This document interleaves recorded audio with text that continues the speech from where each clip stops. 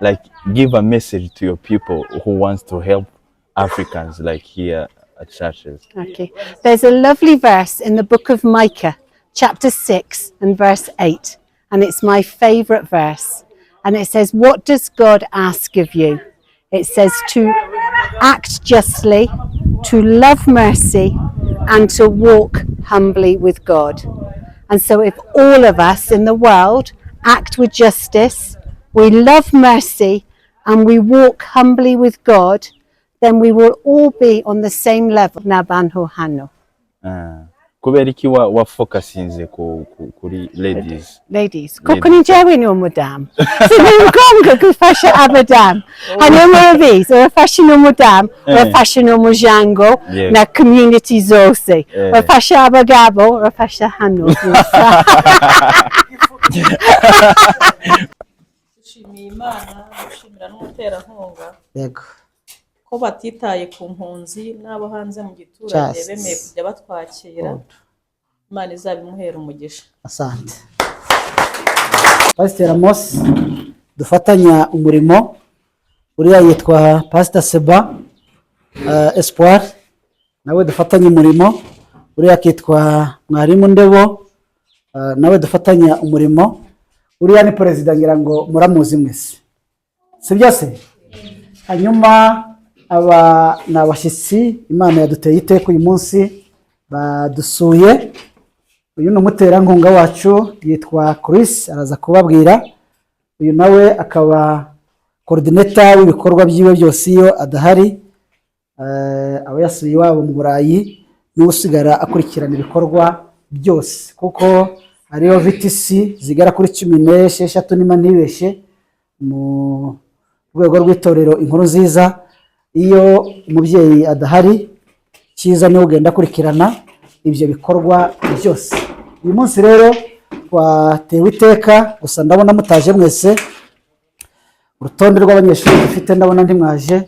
Byari kutubera byiza iyo muri buza kwitabira mwese, nibyo byiza mwese, kuko dukorera mu itorero.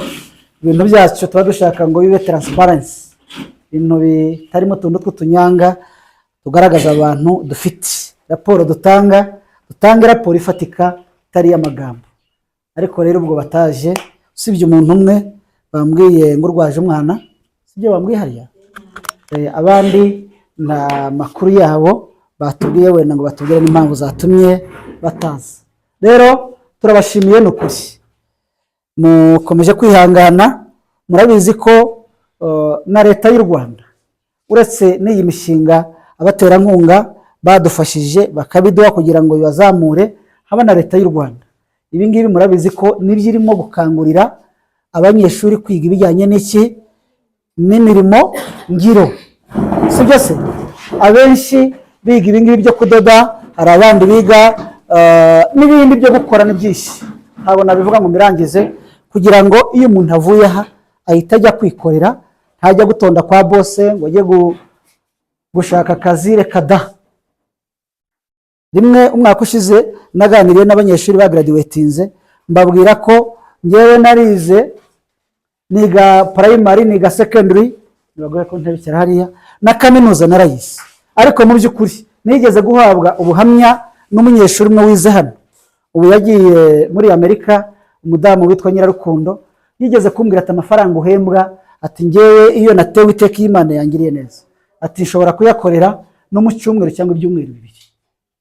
Kandi yize amezi 6 hano, abona certificate. Bukeye Imana iramufasha rwose, aba n'umuhanga mu kudoda. Yavuye hano ari umuntu umaze kujya atera abandi inkunga, abapasiteri barabizi. Yari umuntu umeze neza rwose, kandi yaratangiye ubona ari umuntu yari umufiyemere, ariko ubuzima butameze neza. Ariko yavuye hano ari mu bakire tubona bameze neza, bahagaze neza. Kubera iki? Kubera kwiga iyi mashini. Rero mudacitse intege, mukiga mugasoza, icyo nzi neza nuko bizagira ite, bizabagirira akamaro. Rero reka nsabe mama Chris ajejuru kugira ngo abasuhuze, hanyuma ababwire ibyo akora, babwire n'intego bafitiye namwe, ndetse na Cyiza nawe araza gukurikiraho. Hanyuma nimba hari ufite ikibazo kijyanye n'uyu mwuga murimo kwiga muri buze kumubaza, ndizera kuko ari buze kubasubiza. Ikinyarwanda aracyumva rwose neza, ndabizi neza kuko muri buze kugubwa neza. Murakoze cyane, karibu mama, murakoze cyane.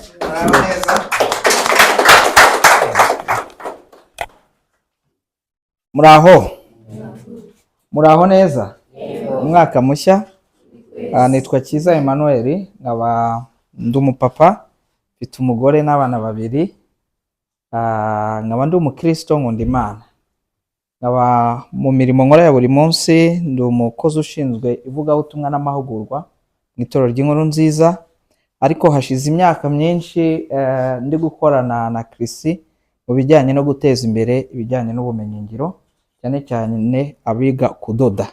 Nkuko pasiteri yabivuze, dufite amasantere nk'aya nga 16 mu gihugu, kandi imwe muri yo iyi ya hano ya Nyabiheke mu masantere akora neza cyane. Nekereza ko kenshi dukunze kubasura. Rero turanezerewe kuba Imana yashimye ko tubana namwe uyu munsi. Hari ikintu kimwe nabonye kuri iyi nshuro, mufite abajene benshi, nibyo? Mufite urubyiruko rwinshi. Niyo mpamvu nshaka kubaha ubutumwa mbere yuko nakira Krisi. Uri muri Timoteyo wa 2 igice cya 2 umurongo wa 22, aravuga ngo nuko uhunge irari rya gisore, ahubwo ukurikize gukiranuka no kwizera n'urukundo n'amahoro, ufatanyije n'abambaza umwami wacu bafite imitima iboneye.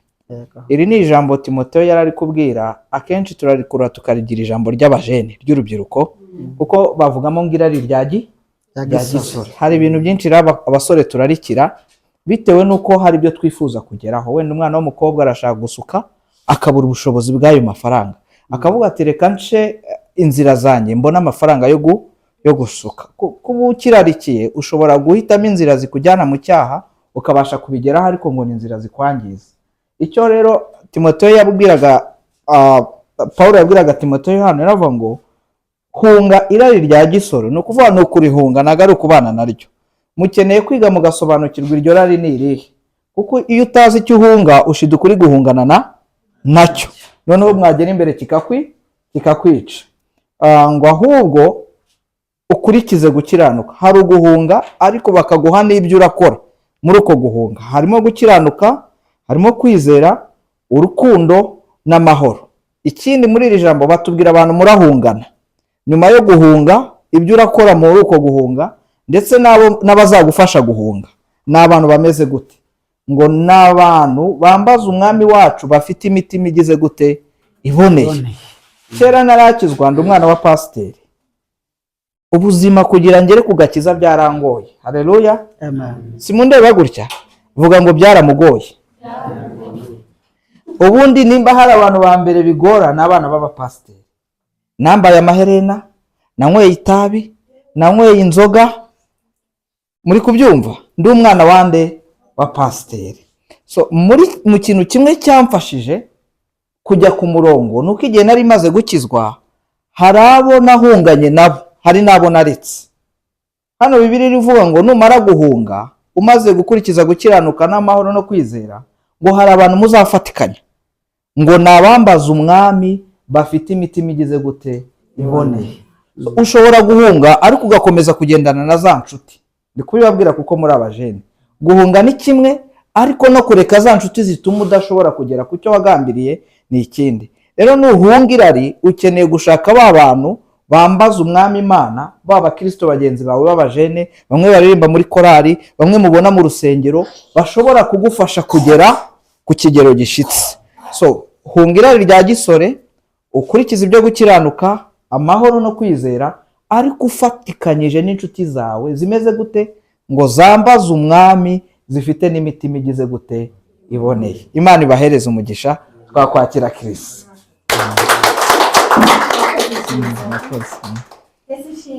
Amen. Njyewe nitwa Christina Melinda Bigwi. Agashira he? Ukashakishira hehe? Na kibazo? Okay. Njyewe nitwa Christina Melinda Bigwi, cyangwa Mama Mugabo. Koko mfiti ni mwana yitwa mugabo afite miaka 18 ari mu Bongereza nonaha kera yaje hano so ntabwo ni ubwa mbere kuza hano hanyuma ndayishimiye cyane uyu munsi kugeza hano sibyo kureba amaso ku maso kuko gusoma report gusa ntabwo ni byiza hanyuma kureba amaso ku maso ndayishimiye nonaha ndashaka kumenya neza uramenye kudoda iki nonaha urashaka kudoda iki mbese urifuza kuzajya udoda iki vuga cyane vuga kimwe n'umukobwa haguruka mukobwa usubize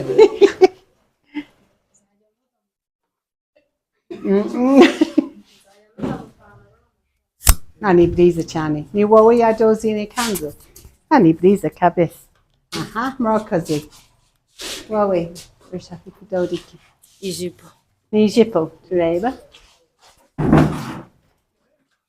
iyi ni ijipo urayidoze ni byiza cyane wowe uramenye kudoda iki ni jacket urayifite hehe ni iwe wowe yadoze oya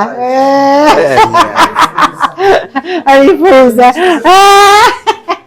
yego urabizi ni byiza dufite n'umustar hano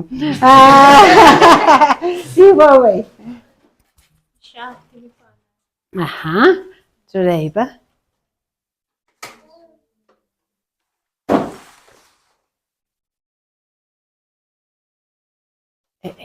oya ni byiza cyane murakoze ni njyewe ntabwo yize kudoda hanyuma mama wanje mfite n'amahirwe kuko mfite ababyeyi ni njyewe mfite imyaka myinshi hanyuma mfite ababyeyi bari hano muri isi papa wanje afite imyaka 88 na mama wanje afite 91 urumvise so mama ari hejuru ya papa ni imyaka ine so afite imyaka 91 hanyuma mama wanje yakunda kudoda cyane yaje mu rugo wanje mbese hagara yaje mu rugo wanje ni imyaka 2 yashize hanyuma ni umwana wanje ni umustar so akunda jeans baracitse hano turagiye ahandi turagaruka mama yambwiye mfite isaha 3 anda kudoda ni umupira ni umwana yawe so yadoze se hano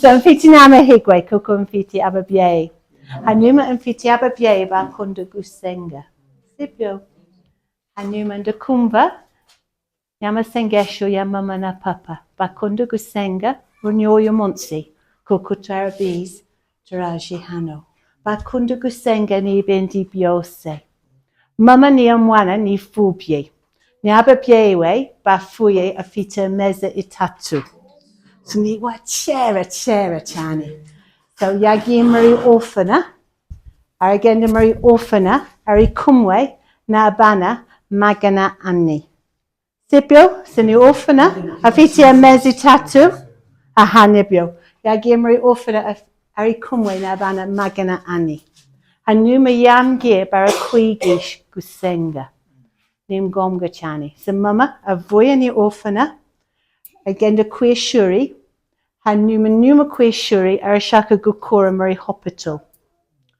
yagiye muri hospital hanyuma afite ikibazo kuko kukodesha ni chambre barashaka £1 ni wa kera cyane barashaka £3 mama n'amafaranga afite kugenda ku kazi barasaba urabizi ugenda ku kazi ni ngombwa ufite imyenda myiza n'inkweto sibyo hanyuma n'amafaranga afite atekereza niki hanyuma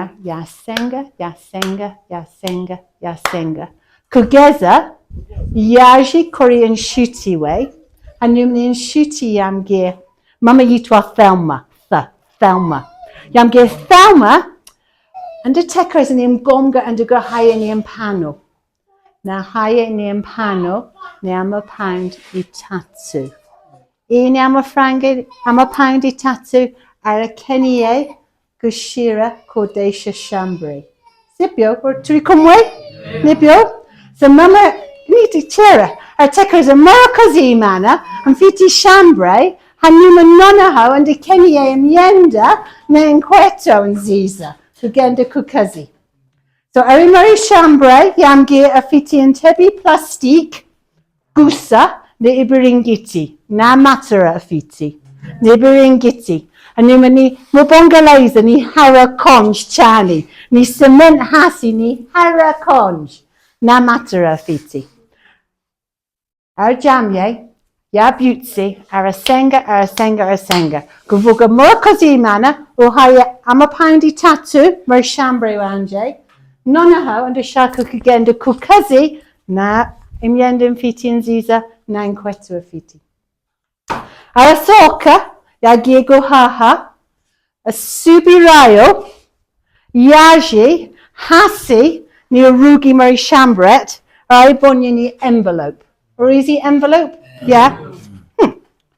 Ni ende arabis and hano. So afata envelope yagi emberi arafunguye Haribonye ya indi ama pound e bidi. Hanyuma ina ama pound e bidi ya guzi ni kanzo na nkweto. Kukuni wachera. Sipio. Arabizi neza. Turasengi mana imana afiti oshabozi. Yose. Hanyuma akundako turagusaba. Sipio. So what we afiti kibazo yunjewe mfiti kibazo. Nabgani chimwe, Hanuma twesi mariasi du fiti kibazo. Hanuma du fiti ni amana hejero. Arashaka ni relationship. Obasan.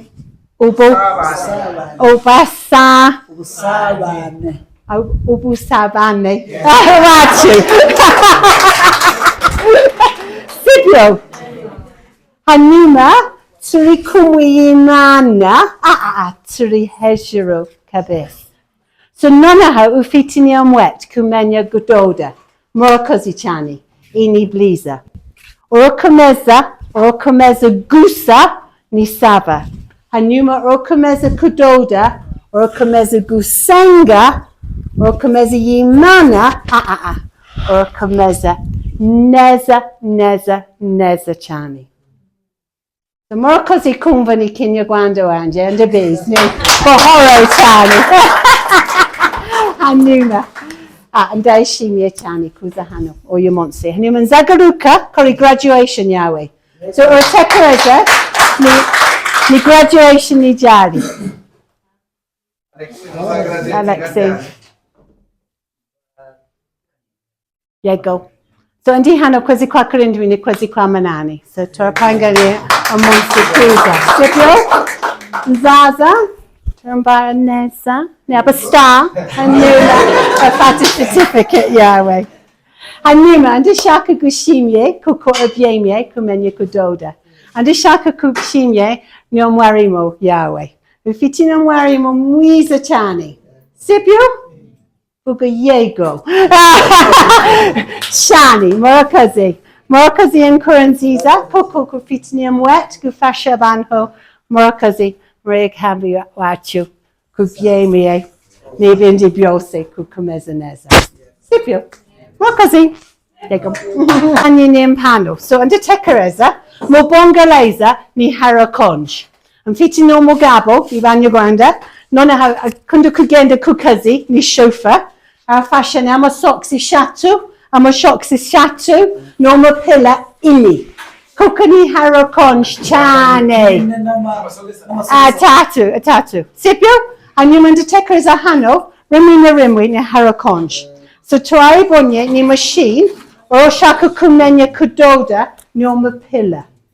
Sipyo, kukorodozi noma pilla, or shaka guhaye abana bardiga, Changa banho bafiti mbeho, ene afiti camion in Ziza. So you to a knitting machine.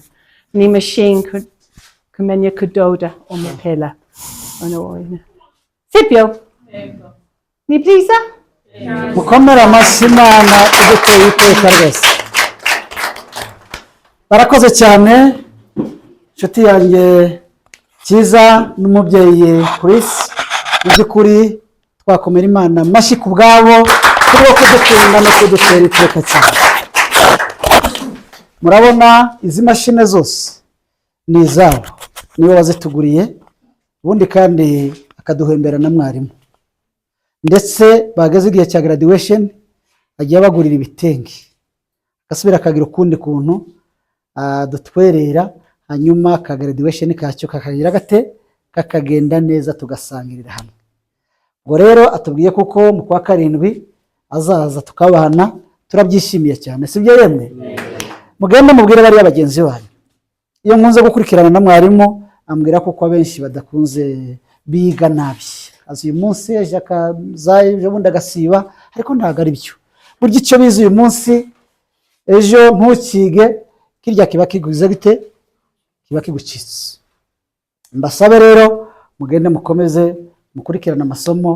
Mu kwa karindwi buri wese baguha igitenge, nimba ari ishati nk'aba basore, ishati ukayidodera wenyine, uzajyana kundi mutahirwa wowe wenyine uzidodera ishati, umukobwa yidodere ikanzu cyangwa se agashati n'iki n'ijipo, niko bigenda. Uwo munsi ukayigaragaza uti do ninjye widodeye, kandi twese tuba dufite uniform. Iyo tugeze amahirwe tukabona igitambaro kimwe, twese twambara uniform imwe isa. Abagabo babaha ishati, abakobwa n'abadamu bakabaha ibitenge bibiri, mu buryo we adoda ishati n'iki n'ijipo, cyangwa se akadodamo iki ikanzu. Ubwo rero mu by'ukuri nabashimira cyane. Sinzi nimba hari ikibazo wenda mu banyeshuri cyangwa se mwarimu bakurikirana umunsi ku wundi ashobora kubaza baterankunga bacu, yakibaza hanyuma tugasoza iyi gahunda. Nimba hari ufite ikibazo cyangwa se nimba hari washima, nabyo ni byiza cyane kuko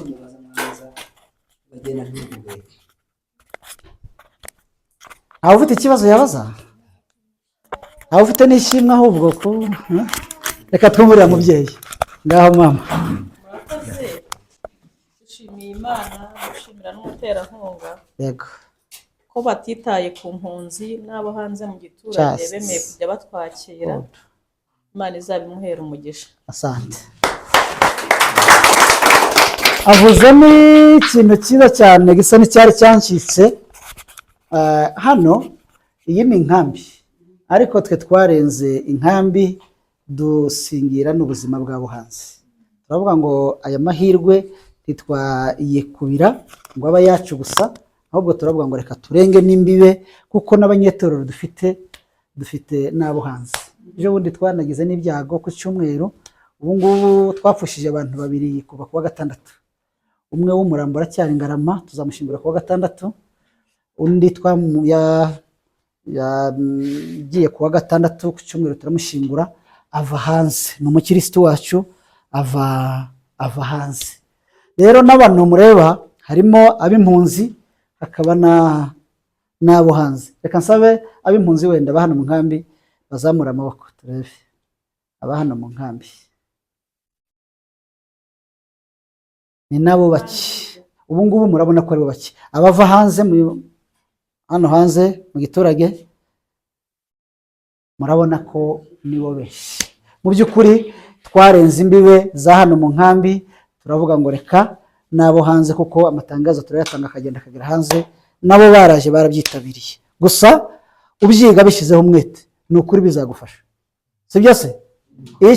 Na Bibiliya niko ivuga. Nashimira mwene data batuganirije ijambo ry'Imana, iravuga ngo umurimo wose werekejeho umwete ugira ute? Yego, umurimo wose werekejeho amaboko uwukora n'iki? Umwete. Kandi iyo wawukoranye umwete ukubyarira umusaruro. Njyewe njya mbwira abanyeshuri nigisha, ndi mwarimu, ndi umushumba nkongera nkaba n'umwarimu. Nageze inaha mu Rwanda mfite diplome y'uwa gatandatu segonderi, ariko ngeze inaha ya diplome iramfasha. Nagiraga inka muri Kongo, nkagira n'intama nyinshi n'ukuri n'amasambu, ariko ibyo byose byarasigaye. Inka ziraribwa, izo ntama n'ihene ziraribwa, amasambu sinkiyarimo. Ikintu nazanye icyo gipapuro diplome. Ngeze hano ya diplome yaramfashije, na kaminuza ndayiga, nayigiye hano mu Rwanda.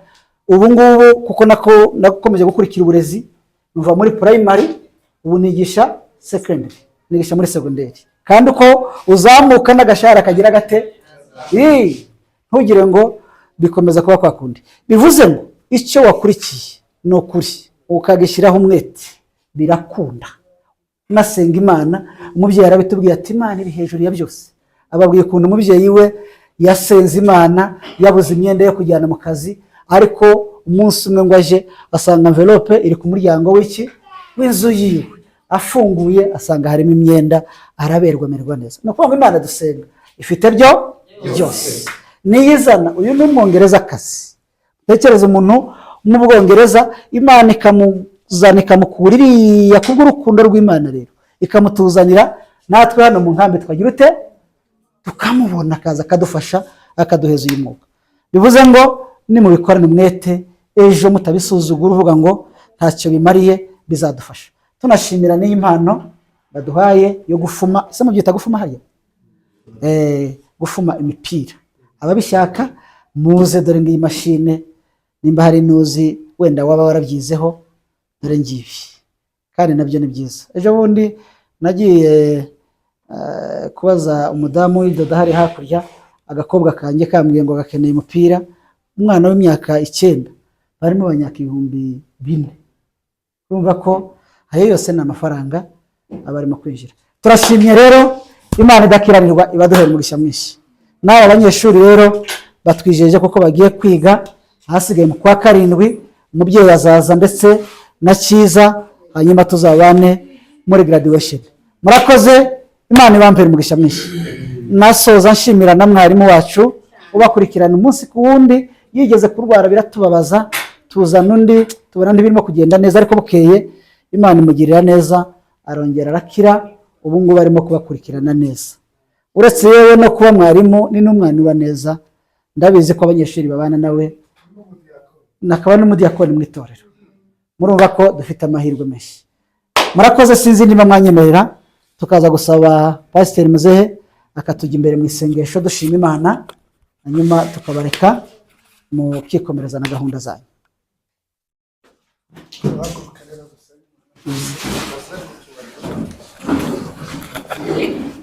Bana data wa twese uri mu ijuru, Yego. turagushima muri iki gitondo cy'uyu munsi.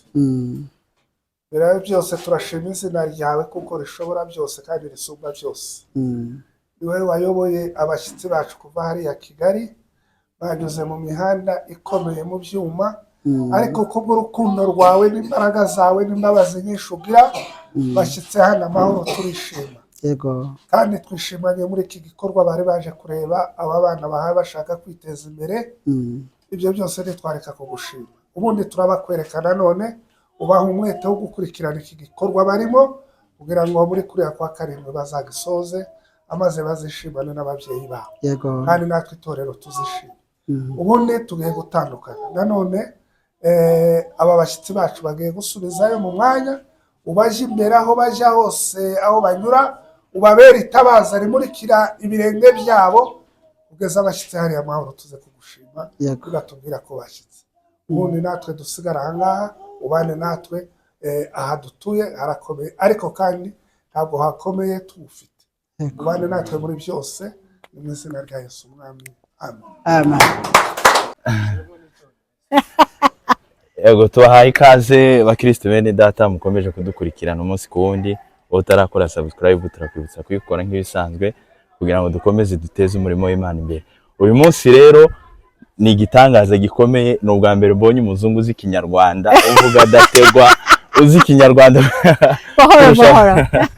Wowe urakizi cyinshi. Tangira wibwira abadukurikiranye rero. Uratubwira amazina yawe naho uturutse. Ni njyewe nitwa Christina Melinda Bigwi, cyangwa Mama Mugabo, mvuye mu Bwongereza. Murinda Bigwi ni izina ryawe? Yego. Imbere ni amazina wanje Christine Heyman. Hanyuma kuko nashatse ni umuco wanje urashatse urafata ni amazina n'umugabo yawe. So nonaha n'umugabo wanje yitwa Jean Noel Melinda Bigwi, kuko nashatse ndafatanya amazina ni iwe. Okay, utuye mu Bwongereza? Yego. None uyu munsi tukaba twahuriye hano mu nkambi ya Nyabiheke, aha ni ku rusengero rw'Inkurunziza. Yego. Ese ko abantu benshi muri rusange usanga bafite umutima wo kuba bafasha abantu ariko ntibabe babishira mu bikorwa, akenshi ubona biterwa n'iki?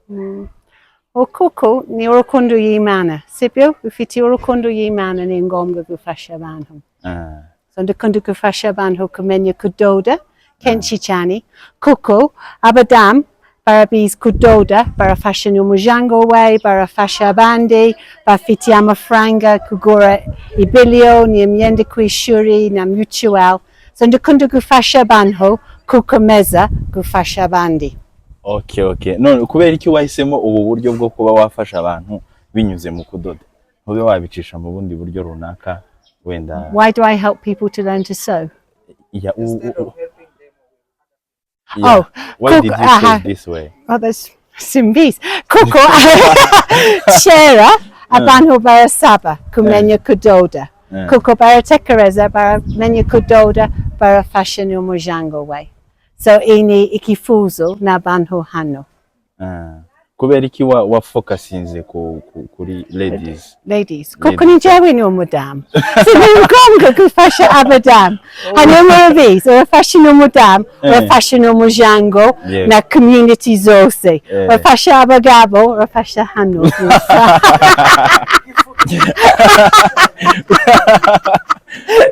No, kuko ni jewe n'umudamu, ndakunda abadamu. None se ubundi usanzwe usengera mu Nkurunziza? Yego. Ese mu buzima busanzwe ubona aho isi igeze naho ubu ngubu itorero rigeze, ubona ari ikihe cyerekezo kirimo mu myaka 20 iri imbere? Ubona bizaba bimeze bite? Ni ikifuzo birakomeye cyane pe. Andashaka abantu gukomeza n'ijambo y'Imana, kumenya Yesu neza cyane. Hanyuma ndashaka abantu gukomeza kwiga neza, hanyuma gukomeza gufasha abana be na communities. So nonaha ni myaka 20 imbere, ni kera ni jewe Duhuye cyangwa ni umukecuru, hanyuma ni ngombwa abantu barakomeza imbere. Urabizi turafunze umutwe, turafunguye, turakomeza imbere. Yego. Nabonye ari abana benshi ufasha, ni community nyinshi, abantu benshi cyane. Ese wumvishemo icyo gitekerezo cyo kuba wafasha abantu gute? Ni gute byakujemo kugira ngo ufashe abantu? What do I want to help people? Yeah, why did I help people? Kuko ni jambo y'Imana yambwiye ni ngombwa gufasha abandi, sibyo? Ni ngombwa turamenya ni Yesu, turamenya Yesu yafuye n'umusaraba ini igice, yandi ni igice ni gufasha abantu. Kuko kwigisha ijambo y'Imana hanyuma abantu barashonje n'umuzima ni hasi barumva buhoro, hanyuma ni whole package bafite ibindi byose barakomeza imbere. Rero tukiri aho ngaho ndashaka uze gukoresha ikirimi cy'iwanyu, Icyongereza. Okay. You have to use your own language, English. Yes, so please. I want you to say, like, give a message to your people who wants to help Africans, like here at churches. Okay. There's a lovely verse in the book of Micah, chapter 6 and verse 8, and it's my favorite verse. And it says, what does God ask of you? It says to act justly, to love mercy, and to walk humbly with God. And so if all of us in the world act with justice, we love mercy, and we walk humbly with God, then we will all be on the same level in front of God, and we will all be able to continue. Thank you so much. Is that okay? That's okay. Murakoze cyane. Ngiye kuguha izina. Guhaye Nyamutima. Okay. Nyamutima. Iryo zina Murakoze cyane. Kuva none nkwise Nyamutima. Okay.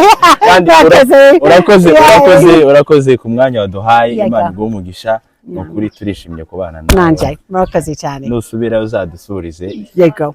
Uzagaruka kwezi kwa karindwi muri graduation. Uzadusurize muri Ndabibu. Yego. kandi uzamubwire ko witwa Nyamutima. Aha, oya ni umugabo wanje nagubyenga. Murakoze cyane. Namwe murakazi cyane. Thank you.